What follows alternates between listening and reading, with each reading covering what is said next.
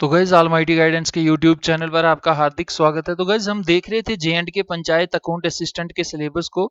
तो इस वीडियो में हम देखेंगे अकाउंटेंसी एंड बुक कीपिंग का एक हमारा इंपॉर्टेंट कंपोनेंट है जिसकी वेटेज हमारी 30 मार्क्स की है।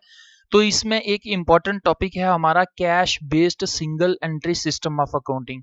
तो गाइज अगर मैं बात करूं यहाँ पर double entry system of accounting की, तो लगभग 80% जो सिलेबस है उसमें हमने देखा है कि डबल एंट्री सिस्टम यानी एक साइड अगर एंट्री हो रही है तो उसकी कॉरस्पॉन्डिंग एंट्री दूसरी साइड होगी। लेकिन आपको काफ़ी सारे ऐसे भी बिजनेसेस मिलेंगे जिन्हें हम स्मॉल स्केल पर देखते हैं। उनमें आज भी जो है ये cash based single entry system of accounting जो है ये यूज होता है। तो गाइस काफ़ी इंपॉर्टेंट ये वीडियो रहने वाली है। कम से कम आपको एक या दो क्वेश्चन इस टॉपिक से इस वीडियो से भी देखने को मिलेंगे फाइनल एग्जाम में। तो गाइस इस वीडियो में सबसे पहले मैं आपको बताऊंगा कि मीनिंग क्या होता है इस सिंगल एंट्री सिस्टम का। अगर इसको करते हैं, इसको अपनाया जाता है बिजनेस में, तो इसकी एडवांटेजेस क्या हैं, इसके यूजेस क्या हैं। इसके बाद मैं आपको बताऊंगा कि सिंगल एंट्री सिस्टम और डबल एंट्री सिस्टम में क्या डिफरेंस है, इन दोनों में मेजर डिफरेंसेस हैं कुछ, वो भी हम इस वीडियो में कंप्लीटली देखेंगे। उसके बाद गाइस जिस प्रकार से डबल एंट्री सिस्टम में आप अलग अलग चीज़ें प्रिपेयर करते हैं, जैसे आप लेजर अकाउंट्स प्रिपेयर करते हैं, ट्रेडिंग ट्रायल बैलेंस, आप फिनेंशियल स्टेटमेंट्स काफ़ी सारी तैयार करते हैं। तो इस प्रकार के सिंगल एंट्री सिस्टम में आप क्या तैयार करते हैं, एक स्टेटमेंट होती है, उस स्टेटमेंट को हम कहते हैं स्टेटमेंट ऑफ अफेयर्स। तो इसको क्यों प्रिपेयर करते हैं, इसकी कैसे प्रिपरेशन की जाती है, ये भी हम डिटेल में देखेंगे। और एट द एंड कोई भी जब बिजनेस होता है तो उसमें प्रॉफिट या लॉस तक पहुंचना होता है। तो डबल एंट्री सिस्टम में हम प्रॉफिट एंड लॉस किस तरीके से करते हैं, इसका मेजरमेंट करते हैं गाइस, ये मैं आपको पिछली एक वीडियो में बता बैठा हूं, जो हमारी डबल एंट्री सिस्टम वाली जो वीडियो थी। तो इस वीडियो में हम देखेंगे कि अगर सिंगल एंट्री सिस्टम से अकाउंटिंग की जा रही है तो उसमें किस प्रकार से हमें profit and loss statement prepare करनी है। और वीडियो के अंत में हम ये देखेंगे कुछ एमसीक्यूज, जिससे आपको ये एक आइडिया हो जाएगा कि फाइनल एग्जाम में किस तरीके का क्वेश्चन जो है वो पूछे जाते हैं या पूछे जाने की संभावना है।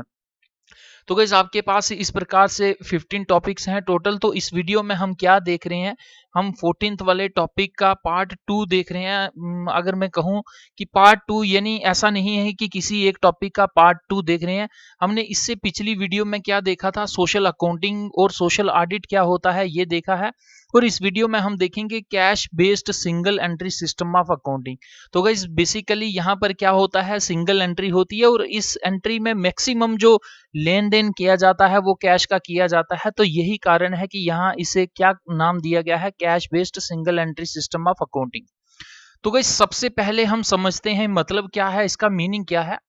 तो क्या कह रहा है, single entry system is the oldest. तो गाइस ट्रेडिशनल है ये काफी, सबसे पहले अगर अकाउंटेंसी का कंसेप्ट हमारे सामने आया या अकाउंटिंग का आया तो उसमें सबसे पहले जो इस्तेमाल किया गया कंसेप्ट या जो सिस्टम यूज किया गया वो गाइस आपको सिंगल एंट्री सिस्टम जो है ये देखने को मिलेगा। It is the oldest and most straightforward method of keeping records of financial transactions which is rarely prevalent these days। तो गाइस मैं आपको इसके कुछ डिसएडवांटेजेस भी साथ साथ बताता जाऊंगा। तो ये क्या कह रहा है कि ये सबसे आपका ओल्डेस्ट और सीधा सीधा ये मेथड है, काफ़ी इजी है, इसमें आपको ज़्यादा दिमाग लगाने की या ज़्यादा एक्सपीरियंस आपका कहीं इसमें आपका एक प्रकार की मास्टरी होने की ज़रूरत नहीं है। आप सिंपली अगर थोड़ा सा भी हिसाब किताब जानते हैं तो आप सिंगल एंट्री सिस्टम के माध्यम से अकाउंटिंग कर सकते हैं। लेकिन ये सिंपल सिस्टम है, काफ़ी इजी है, इसमें आपको काफ़ी इनकम्प्लीट इंफॉर्मेशन मिलती है। तो यही कारण है कि आज की डेट में जो नवा डेज बिजनेस हैं उनमें इसका प्रेवेलेंस जो है ये ज़्यादा आपको यूज़ होता हुआ देखने को नहीं मिलेगा। In this system only one side of the transaction is recorded. आप सिर्फ ट्रांजैक्शन की एक ही साइड को रिकॉर्ड करते हैं।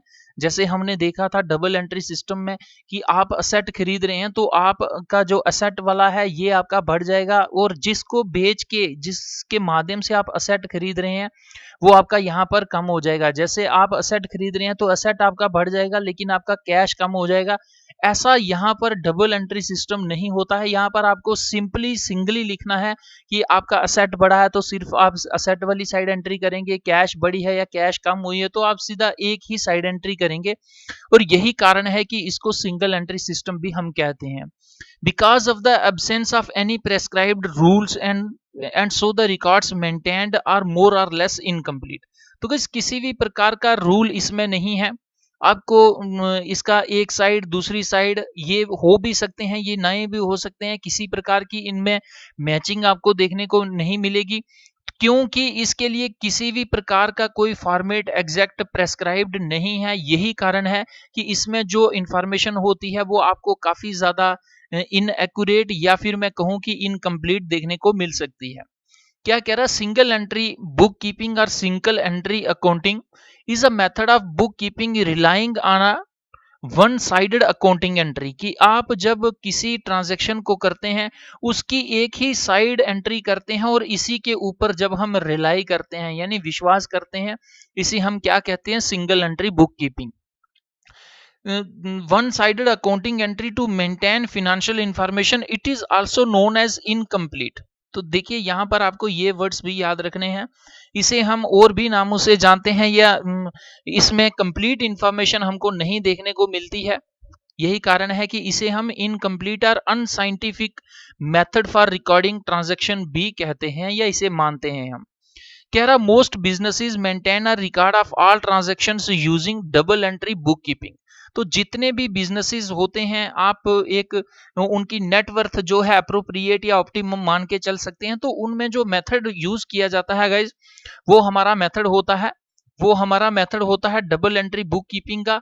लेकिन अभी भी आपको कुछ ऐसे स्मॉल स्केल बिजनेसेस मिलेंगे जिनमें डबल एंट्री सिस्टम के लिए एक पर्टिकुलरली आपको चार्टर्ड अकाउंटेंट रखना पड़ेगा, आपको अलग अलग स्टेशनरी या अलग अलग मटेरियल जरूरत पड़ता है। लेकिन जो छोटे छोटे बिजनेसेस होते हैं वहां पर आप इस सब को अफोर्ड कर पाना काफी कॉस्टली पड़ जाता है। और वहां पर इसलिए क्या अपनाया जाता है, ये सिस्टम अपनाया जाता है जिसे हम कहते हैं सिंगल एंट्री सिस्टम। तो उसमें क्या कहता है, smaller businesses keep only a single entry book that records the bare essentials. तो गाइस काफी इंपॉर्टेंट ये टर्म है। तो सीधा आपको एग्जाम में ये दे के पूछा जा सकता है कि ये आपको कौन सी एंट्री सिस्टम में, कौन सी टाइप की एंट्री सिस्टम में मिल सकता है, डबल में, सिंगल में या दोनों में या एक में भी नहीं।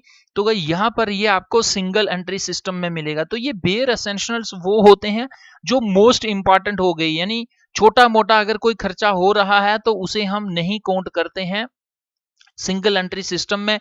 जैसे हमने पैटी कैश बुक देखी थी कि डबल एंट्री सिस्टम जब भी हम अपनाते हैं तो उसमें एक एक रुपए का हिसाब रखा जाता है। तो यहाँ पर आपको जो काफी इंपॉर्टेंट चीजें होती हैं, बेयर एसेंशियल्स होते हैं, आप सिर्फ और सिर्फ उन्हीं को रिकॉर्ड करते हैं।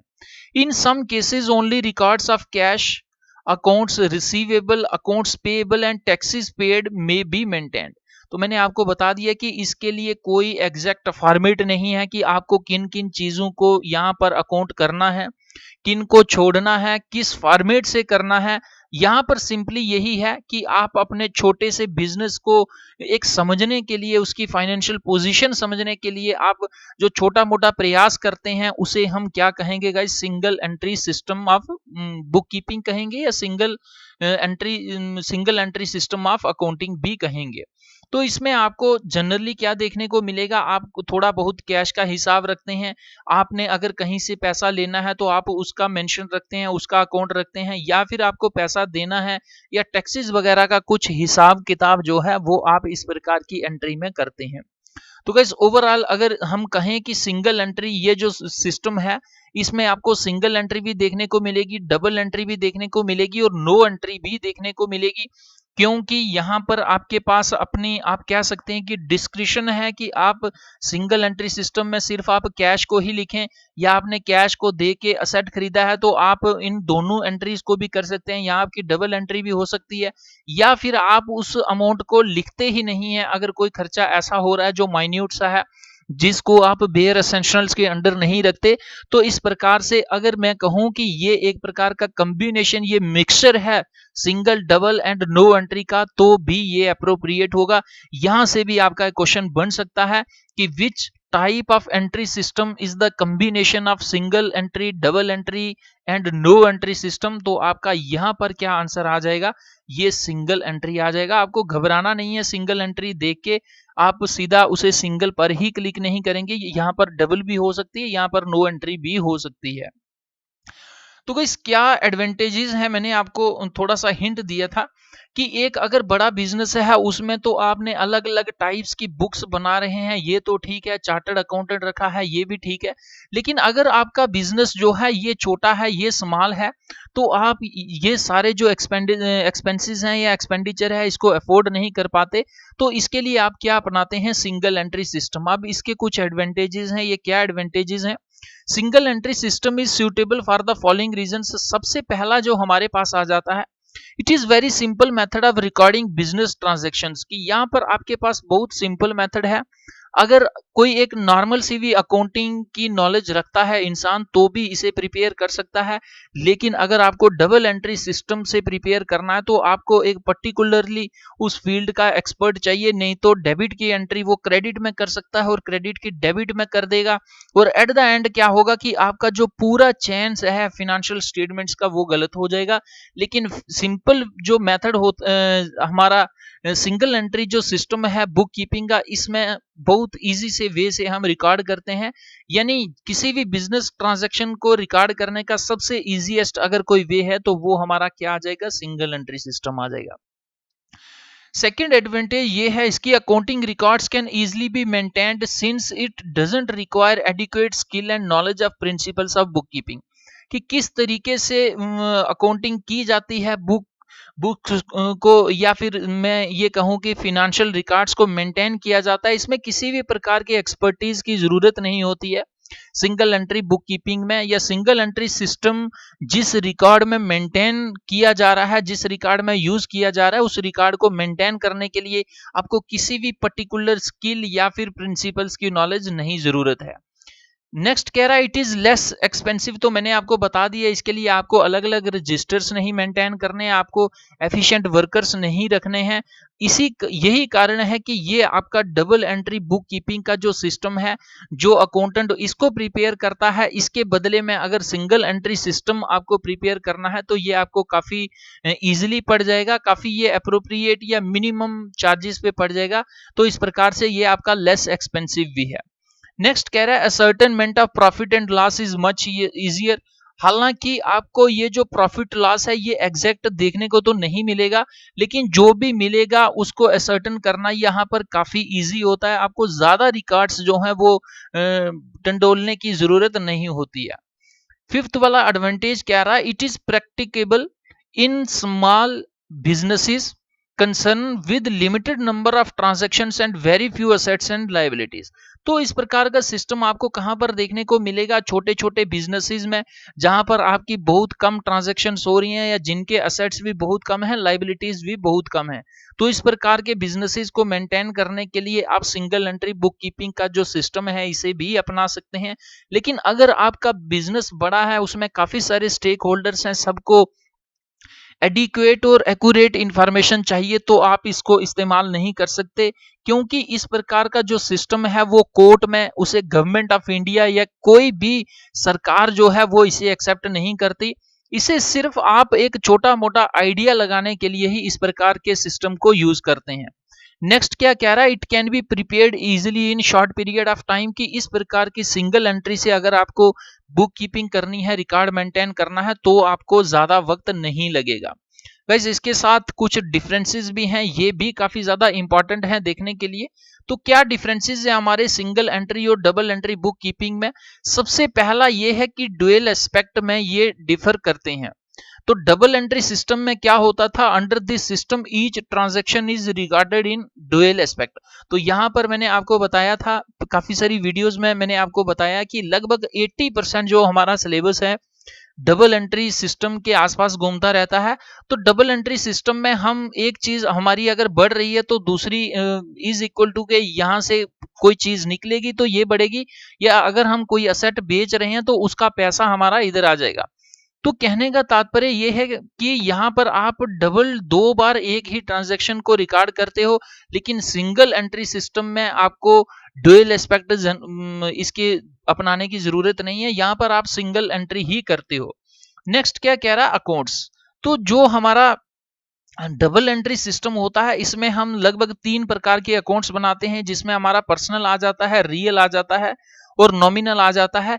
लेकिन जो हमारा सिंगल एंट्री सिस्टम है, single entry system of accounting या बुक कीपिंग का है, इसमें हम जनरली पर्सनल अकाउंट्स को ही मैनेज करते हैं। पर्सनल अकाउंट्स के साथ हम कैश अकाउंट्स को मैनेज करते हैं। रियल और नॉमिनल अकाउंट्स जो होते हैं, इनको हम यहाँ पर मेंटेन नहीं करते हैं।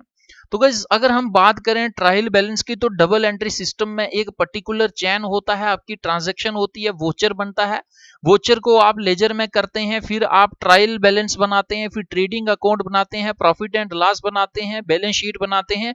लेकिन ये सारे स्टेप्स आपको सिंगल एंट्री सिस्टम में मोस्टली देखने को नहीं मिलेंगे। तो यहाँ पर क्या होता है, ट्रायल बैलेंस हम लेजर से चेक करने, लेजर में जितने भी अकाउंट्स हैं या उनका मैथमेटिकल एक्यूरेसी को चेक करने के लिए देखते हैं, इस प्रकार का ट्रायल बैलेंस बनाते हैं। ये आपको डबल एंट्री सिस्टम में देखने को मिलेगा। लेकिन ट्रायल बैलेंस का कंसेप्ट आपको it can't be prepared because of incomplete information of accounting.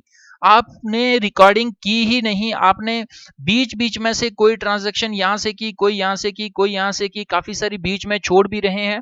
तो इस स्थिति में आपका trial balance single entry system में ये मैनेज कर पाना, इस प्रकार की स्टेटमेंट को तैयार कर पाना, वर्कशीट को तैयार कर पाना काफी मुश्किल होता है। और यही कारण है कि trial balance single entry system में नहीं यूज होता है।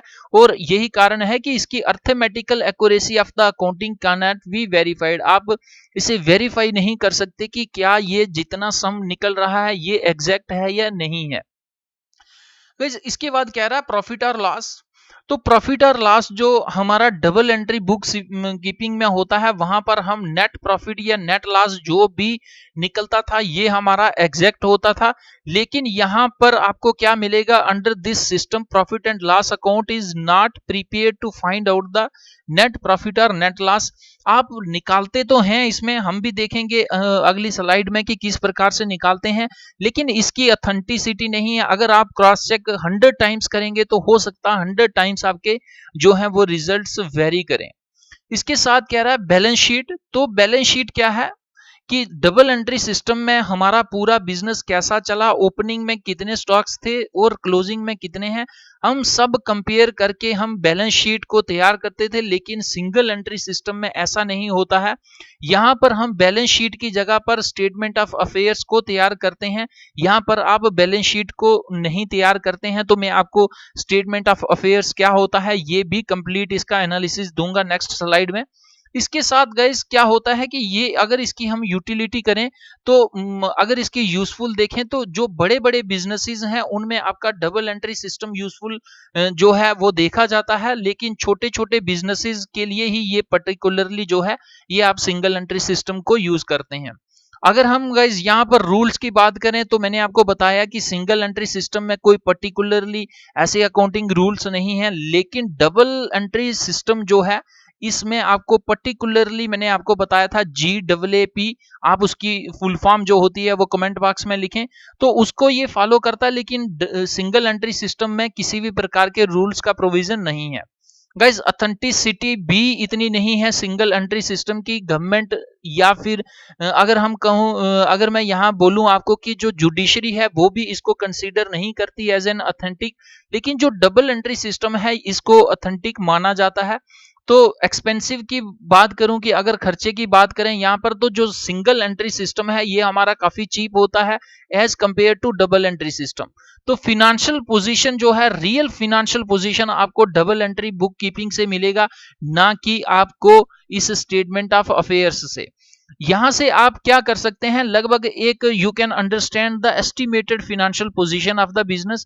लेकिन अगर आपको रियल उसकी पोजीशन क्या है फिनेंशियल की, फेयर एंड ट्रू, तो अगर ये जानना हो तो ये आपका फिनेंशियल पोजीशन बैलेंस शीट के अलावा नहीं जानने होता। चूंकि बैलेंस शीट का कोई प्रोविजन नहीं है सिंगल एंट्री सिस्टम में, यहाँ पर हम स्टेटमेंट ऑफ अफेयर्स का प्रोविजन देखते हैं या इसको प्रिपेयर करते हैं। तो इसमें जो भी आपके फिनेंशियल पोजीशन है उसका एक एस्टिमेशन देखने को मिलता है। तो गाइस क्या होता है स्टेटमेंट ऑफ अफेयर्स, तो मैंने आपको बता दिया कि बैलेंस शीट जिस प्रकार से हम डबल एंट्री सिस्टम में प्रिपेयर करते हैं, तो यहाँ पर हम क्या करेंगे, यहाँ पर हम स्टेटमेंट ऑफ अफेयर्स को प्रिपेयर करेंगे। कह रहा है to find out the financial position of the business. तो गाइस फाइनेंशियल पोजीशन क्या होती है कि आपने एक बिजनेस जो है यहां से स्टार्ट किया और ये पूरा साल या जो भी अकाउंटिंग पीरियड है यहां तक ये पहुंच गया, तो यहां पर आप कंपेयर करते हैं यहां पर कितना था अभी कितना है, क्या इसकी फाइनेंशियल पोजीशन अच्छी हुई है या इसकी और भी खस्ताहाली हुई है। इस सब को जानने के लिए हम डबल एंट्री सिस्टम में बैलेंस शीट को प्रिपेयर करते थे, लेकिन सिंगल एंट्री सिस्टम में हम क्या करते हैं, हम स्टेटमेंट ऑफ अफेयर्स को प्रिपेयर करते हैं और उसके साथ साथ हम statement of profit and loss को प्रिपेयर करते हैं। तो भाई स्टेटमेंट ऑफ अफेयर्स क्या है कि जो उसमें जो भी कार्यकाज हुआ हम इसमें देखते हैं। अ statement of affairs is a statement of assets and liabilities. तो देखिए यहाँ पर आप कैपिटल वगैरह की बात सिंगल एंट्री सिस्टम में नहीं करते हैं, आप जनरली यहाँ पर असेट्स और लायबिलिटीज देखते हैं। तो गाइस एक चीज मैं आपको और बता दूं कि जो हमारा डबल एंट्री सिस्टम होता था वहां पर हम इस साइड असेट्स लिखते थे या इस साइड लायबिलिटीज प्लस कैपिटल लिखते थे, लेकिन यहाँ पर आपको क्या देखने को मिलेगा, आप असेट्स को इस साइड लिखेंगे, राइट हैंड साइड लिखेंगे और जो लायबिलिटीज होंगी ये आपकी लेफ्ट साइड आएंगी। ये भी आपको याद रखना है, एग्जाम में डायरेक्ट क्वेश्चन यहां से भी हो सकता है। मानिए कोई एक आइटम आपको दी गई हो तो आपसे ये पूछा जाएगा कि single entry system of book keeping में ये आइटम कौन सी साइड आएगी, लेफ्ट साइड आएगी या राइट साइड आ जाएगी। तो ये आपको कंसेप्ट देखना है कि कौन सी साइड आएगी। तो गाइस क्या कह रहा है, statement of affairs is a statement of assets and liabilities, it is as good as balance sheet. ये बैलेंस शीट की तरह ही यूजफुल रहती है बिजनेस के लिए। Right hand side is used for recording assets and left hand side is used for recording for liabilities. तो मैंने आपको बता दिया कि लेफ्ट हैंड साइड पे आप क्या करेंगे, लायबिलिटीज को रिकॉर्ड करेंगे और राइट हैंड साइड आप असेट्स को रिकॉर्ड करेंगे। Statement of affairs is prepared under the single entry system. तो सिंगल एंट्री सिस्टम में हम स्टेटमेंट ऑफ अफेयर्स को प्रिपेयर करते हैं, जबकि डबल एंट्री सिस्टम में हम किसको प्रिपेयर करते हैं गाइस, हम करते हैं बैलेंस शीट को। कह रहा है in order to find out the amount of opening और closing capital of the business, कि एक बिजनेस में ओपनिंग कैपिटल कितनी है।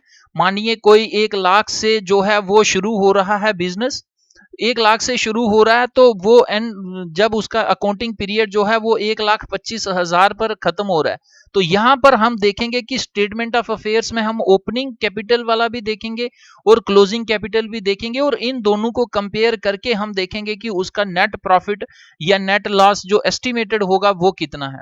The difference between the total of assets and the liabilities is considered to be the amount of capital. तो यहाँ पर क्या होगा आपका कि यहाँ पर देखिए मैंने आपको बताया कि आपकी एक साइड लायबिलिटीज का अमाउंट होगा, एक साइड असेट्स का होगा।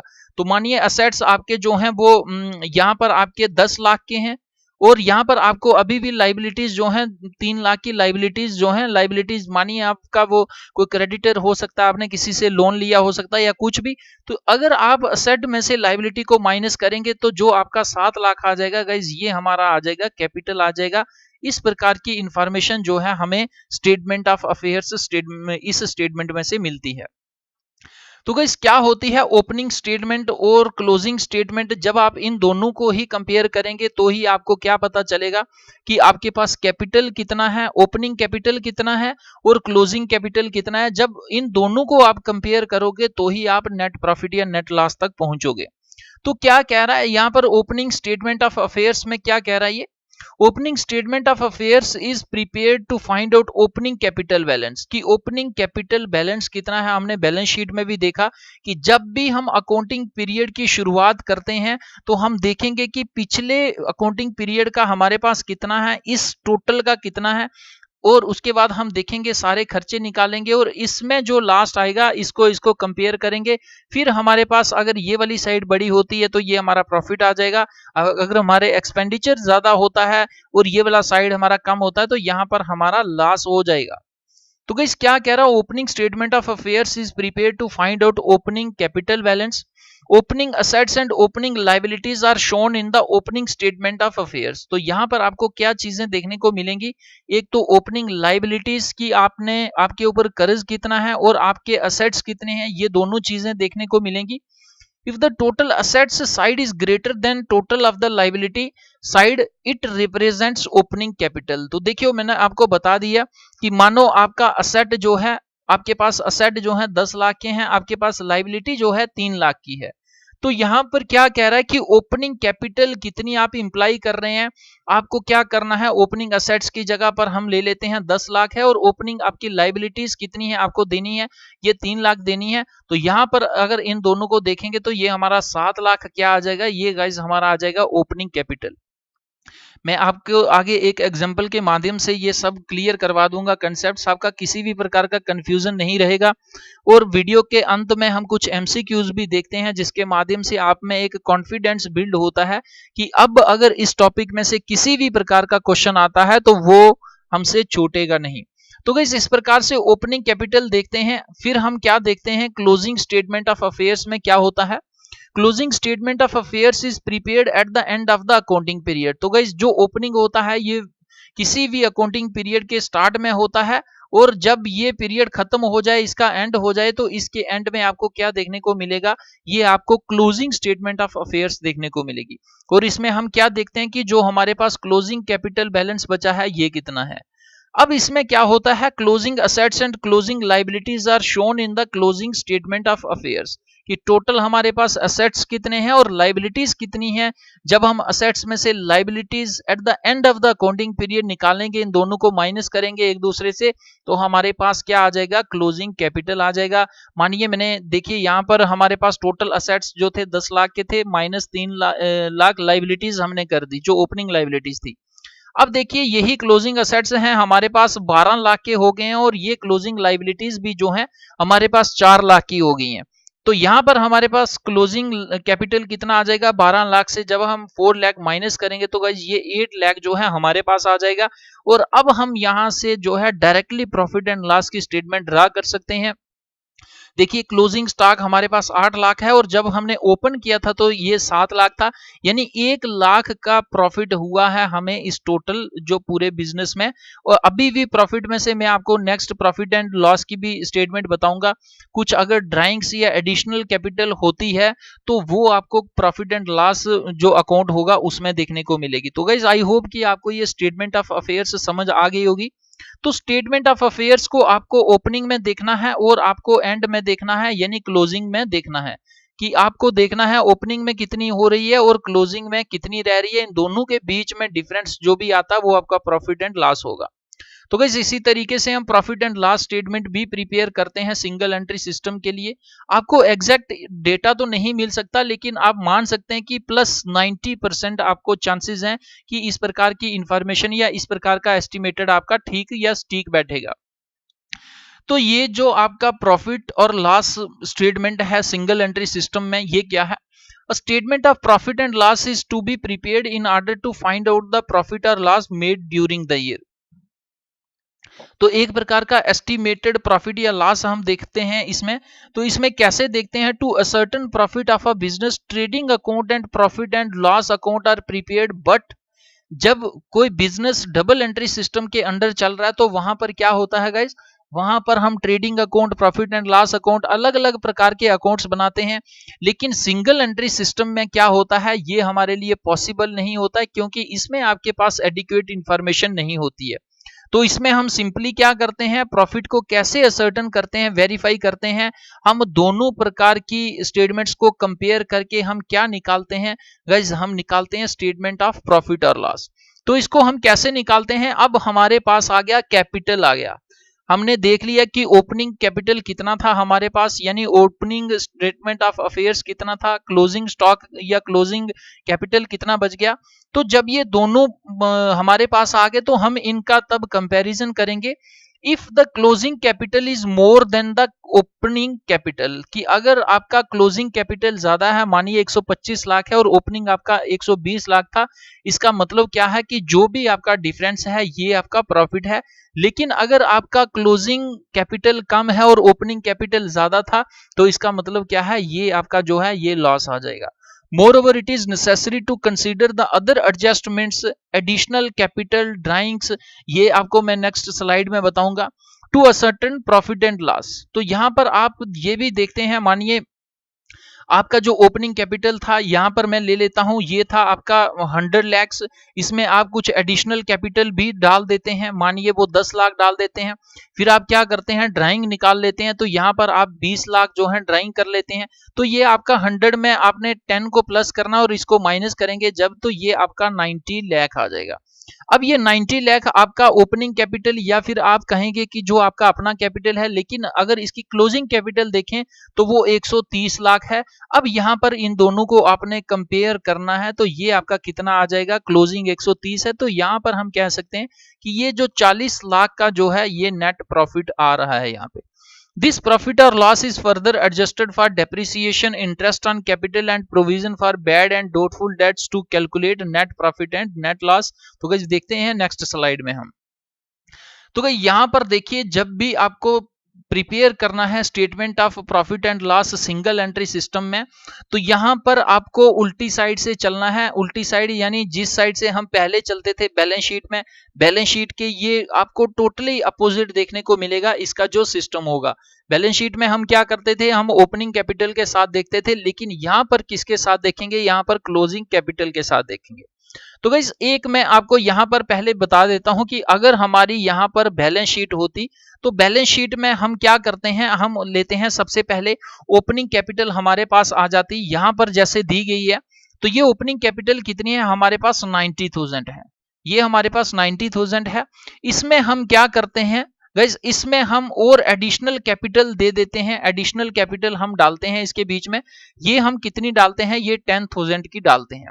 तो ये 10,000 की जब हम डालेंगे तो ये हमारे पास 1 लाख रुपया बन जाएगा। तो गाइस जब 1 लाख हमारे पास ये बन गया, लेकिन इसमें से हम क्या करते हैं, इसमें से हम कुछ ड्राइंग्स भी ले लेते हैं। ये ड्राइंग्स आपके पास दी गई हैं, ये गाइस ड्राइंग्स कितनी है, ये आपकी 15,000 है। तो जब हम 1 लाख से 15,000 को माइनस कर देंगे तो ये हमारे पास 85,000 जो है ये बच जाएगा। तो अब देखिए 85,000 जो है हमारे पास बच गया है, लेकिन ये हमारा कितना है, ये हमने ओपनिंग से लेके जो हमारा अपना कैपिटल है। लेकिन अब यहां पर क्या ये बता रहा है, ये क्लोजिंग कैपिटल बता रहा है हमारे पास कितनी है कि 1,55,000 जो है हमारे पास क्लोजिंग कैपिटल है। और अपना हमारा इसमें कितना लगा हुआ है गाइस, इसमें हमारा लगा हुआ है 85,000 जो है ये लगा हुआ है। तो जब हम इनको कंपेयर करेंगे, मानिए हम इसमें से अब क्या करते हैं, 85,000 को हम माइनस करते हैं, तो गाइस यहाँ पर क्या आ जाएगा, तो गाइस यहाँ पर हमको ये ध्यान रखना होगा कि ये जो हमारा है, ये हमने 1,55,000 जो लिया है गाइस, ये हमारा एडजस्टेड क्लोजिंग कैपिटल है। इसको हम यहाँ पर नहीं लेंगे, हमारे पास क्या है, ये क्लोजिंग कैपिटल है। तो हम यहाँ पर क्लोजिंग कैपिटल को लेंगे, यानी जितने पे हमारा बिजनेस जो है ये बंद हो रहा है। तो गाइस ये कितना है हमारे पास, ये है 1,50,000। तो अब हमें क्या करना है, 1,50,000 से जो हमारा अपना कैपिटल लगा हुआ है इसको हम माइनस करेंगे। तो गाइस ये हमारे पास कितना आ जाएगा, ये 65,000 आ जाएगा। और यही 65,000 जो है हमारा नेट प्रॉफिट आ जाएगा उस साल के लिए। तो मैं आपको फिर से एक बार रिवाइज करा देता हूं। देखिए ओपनिंग कैपिटल कितना है, 90,000 है हमारे पास। हमने एडिशनल कैपिटल उसमें इन्फ्यूज किया 10,000 का, ये हमारे पास 1 लाख रुपया बन गया। लेकिन हमें फिर से जरूरत बनी, हमने 15,000 उसमें से निकलवा लिया। तो अभी हमारे पास जो है ये कितना पड़ा हुआ है, उसका उसमें जो कैपिटल यानी जिसको हम कहेंगे कि जो हमारा बेसिक है, अगर हमें 85 ही हमारा क्लोजिंग स्टॉक होता है तो हमें ना प्रॉफिट होगा ना लॉस होगा। लेकिन अगर ये इससे ज्यादा होता है, जैसे कि इसमें आपको क्लोजिंग स्टॉक कितना बताया गया है, इसमें बताया गया है आपको 1,50,000 आपको बताया गया है। तो अब देखिए ये आपका अपना कैपिटल है, इससे जब ये कैपिटल आपका ज्यादा होगा तो इसका मतलब क्या है, आप इसमें से जितना आपका कैपिटल है उसको माइनस करेंगे तो ये आपके पास नेट प्रॉफिट आ जाएगा। ये तो बात रही गाइज अगर हम बैलेंस शीट की बात करें कि बैलेंस शीट को किस तरीके से जो है प्रिपेयर करते हैं। लेकिन बैलेंस शीट ये एक मैं आपको फॉर्मेट बता रहा हूं, बैलेंस शीट में आप और भी काफी सारी चीजें जो है वो माइनस करते हैं, सब्ट्रैक्ट करते हैं, लेकिन यहाँ पर हम उनको नहीं कर रहे हैं। तो यहाँ पर अब आपको क्या लेना है, आपको कहां से शुरू करना है, ये हमारा जो है क्लोजिंग कैपिटल था। तो यहाँ पर सिंगल एंट्री सिस्टम में आप शुरू करोगे क्लोजिंग सिस्टम से। तो अब आपको देखना है कि यहाँ पर देखिए जैसे ये 90 में 10,000 जो आपने एडिशनल कैपिटल लगाया है ये प्लस हो रहा है। ये आपका सिंगल एंट्री सिस्टम में जब हम statement of profit and loss को तैयार करेंगे तो ये आपका माइनस हो जाएगा। जैसे ड्राइंग यहाँ पर माइनस हुआ है तो यहाँ हमारा ये यहाँ पर प्लस हो जाएगा। इसी तरीके से हम देखते हैं कैसे कंक्लूजन पर पहुंचेंगे। तो देखिए हमारे पास यहाँ पर क्लोजिंग कैपिटल कितना है, ये हमारा है 1.5 लाख। अब इसमें हमने ड्राइंग्स की थी, यानी ये तो कैपिटल हमारा बचा है लेकिन हमने कुछ पहले ही निकाल लिया था। जब हम उसको फिर से ऐड करेंगे तो ये हमारे पास कितना आ जाएगा, 1,65,000 आ जाएगा। लेकिन इसमें हमने और भी पैसा डाला था, 10,000 डाला था एडिशनल कैपिटल। तो यहाँ पर अब ये प्लस है, ये आपका स्टेटमेंट ऑफ प्रॉफिट और लॉस में नेगेटिव में हो जाएगा। इसको जब हम माइनस करेंगे तो गाइज ये हमारे पास क्या आ जाएगा, ये आपका नेट जो क्लोजिंग आप जिसे कह सकते हैं एडजस्टेड क्लोजिंग कैपिटल, या जिसे आप कहेंगे कि आपका जो रियल में है वो अभी आपका कितना है, वो आपका 1,55,000 है। और इसमें से आप जब आप माइनस करते हैं अपना जो इनिशियली आपने ओपनिंग स्टॉक था आपके पास या ओपनिंग कैपिटल था, तो जब आप उसको माइनस करेंगे तो गाइज ये आपके पास क्या निकल के आ जाएगा, ये उसका एग्जैक्ट प्रॉफिट या लॉस जो भी होगा। तो अब ये देखिए ये यहाँ पर प्लस में आ रहा है क्योंकि 1,55,000 से जब हम 90,000 माइनस करेंगे तो 65,000 आ जाएगा। अगर मानिए कि हमारा ओपनिंग कैपिटल 2 लाख होता और यहाँ पर 1,55,000 आ रहा है तो हमें यहाँ पर 45,000 जो है वो net loss for the year आ जाता। तो गाइज आई होप कि आपको ये अच्छे से समझ आ गया होगा। अब हम देखते हैं कुछ इंपॉर्टेंट एमसीक्यूज जिससे आपको ये एक प्रकार का ये एक आइडिया लग जाएगा कि किस प्रकार से क्वेश्चन जो है एग्जाम में पूछे जाएंगे। तो गाइस क्या कह रहा है, the capital balances are ascertained by preparing, कि कैपिटल बैलेंस को आप किस तरीके से असर्टन कर सकते हैं, आप उसके लिए कौन सी स्टेटमेंट को प्रिपेयर करते हैं। मैंने आपको बताया कि जो हमारी ओपनिंग कैपिटल होती है या क्लोजिंग कैपिटल होती है किस प्रकार से डिफरेंसेस को देखना है या कैपिटल बैलेंस को देखना है। इसके लिए आप कौन सी स्टेटमेंट्स प्रिपेयर करते हैं, statement of affairs, cash account या ड्राइंग्स अकाउंट या डेटर्स अकाउंट। तो गाइस इसका क्या आंसर आ जाएगा, हमारा स्टेटमेंट ऑफ अफेयर्स आ जाएगा। अभी हमने पिछली स्लाइड्स में देखा। तो गाइस नेक्स्ट क्वेश्चन देखते हैं। क्वेश्चन क्या कह रहा है, under single entry system opening capital is equal to, अगर ओपनिंग कैपिटल आपको निकालना है तो आपको ओपनिंग असेट्स में से किस चीज को जो है वो माइनस करेंगे आप, तो ये आपका ओपनिंग कैपिटल आ जाएगा। तो गाइज आपके पास काफी सारे यहाँ पर 4 ऑप्शंस हैं, ओपनिंग लाइबिलिटीज को माइनस करोगे, क्लोजिंग लाइबिलिटीज को करोगे, डेटर्स अकाउंट करोगे या क्रेडिटर्स अकाउंट करोगे। तो इसका आंसर आ जाएगा हमारे पास ओपनिंग लाइबिलिटीज। मानिए कि यहाँ पर अकाउंटिंग पीरियड शुरू हो रहा है, आपका ओपनिंग कैपिटल यहाँ पर आपको निकालना है ओपनिंग कैपिटल। तो आपके पास टोटल असेट्स जो हैं वो 10 लाख के हैं और यहाँ पर आपके पास ओपनिंग लाइबिलिटीज जो हैं ये 4 लाख की हैं, और आपको ओपनिंग कैपिटल निकालने के लिए टोटल असेट्स में से इसको माइनस कर देंगे तो ये आपका 6 लाख जो है, ये 6 लाख आपका क्या आ जाएगा, ये ओपनिंग कैपिटल आ जाएगा।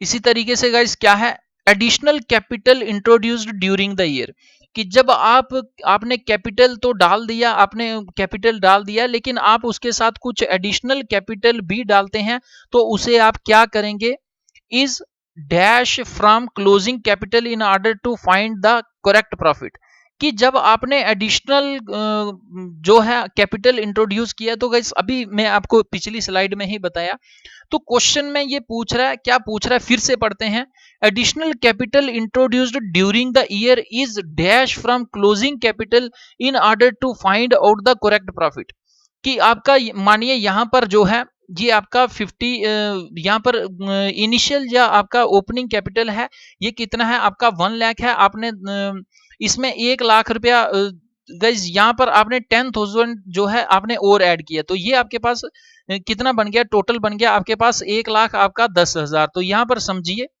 यहाँ पर आपके पास कैपिटल कितना है, 1 लाख है, और उसके बाद एडिशनल कैपिटल आपने कितना इन्फ्यूज किया है, 10,000 और किया है, और ये आपका 1,10,000 बन गया है।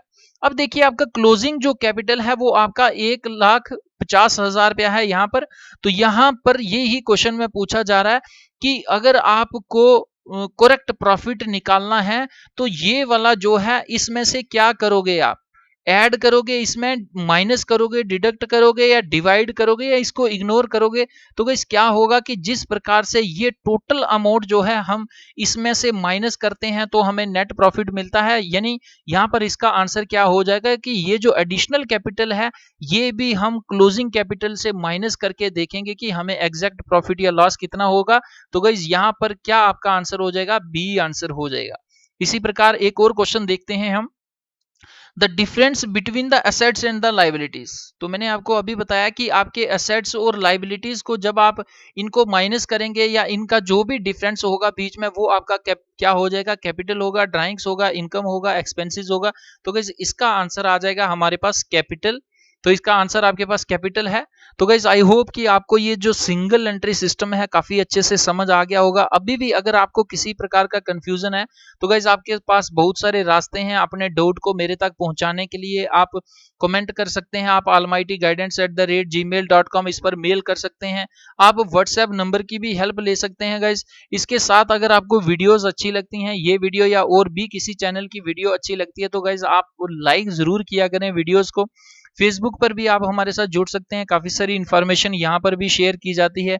तो गाइस हर एक वीडियो का पीडीएफ पाने के लिए आपको क्या करना है, टेलीग्राम को इंस्टॉल करना है प्ले स्टोर से।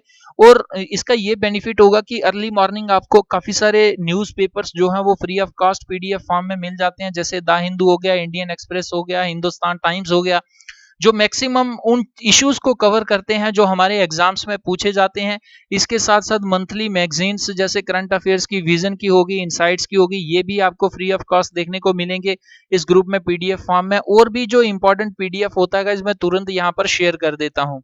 तो मैं आपको यही सुजेस्ट करूंगा कि जब तक आपका कंपिटिटिव एग्जाम क्लियर नहीं होता तब तक ये आपके लैपटॉप, पर्सनल कंप्यूटर या जो भी इलेक्ट्रॉनिक डिवाइस आप यूज करते हैं उसमें ये एप्लीकेशन जो है होनी चाहिए। लगभग 500 मिलियन से ज्यादा लोगों ने इसको इंस्टॉल कर लिया हुआ है।